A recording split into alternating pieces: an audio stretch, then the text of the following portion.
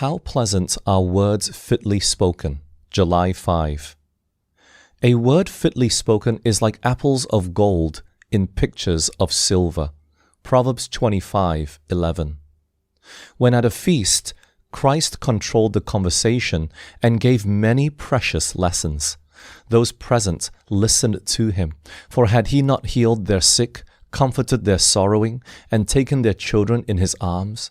Publicans and sinners were drawn to him, and when he spoke, their attention was riveted on him. Christ taught his disciples how to conduct themselves when in the company of others. He instructed them in regard to the duties and regulations of true social life, which are the same as the laws of the kingdom of God. He taught the disciples by example that when attending any public gathering, they need not want for something to say. His conversation when at a feast differed most decidedly from that which had been listened to at feasts in the past. Every word he uttered was a savor of life unto life. He spoke with clearness and simplicity. His words were as apples of gold in pictures of silver. Communion with Christ, how unspeakably precious!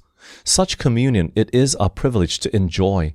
When the early disciples heard the words of Christ, they felt their need of him. They sought, they found, they followed him. They were with him in the house, at the table, in the closet, in the field. They were with him as pupils with a teacher, daily receiving from his lips lessons of holy truth.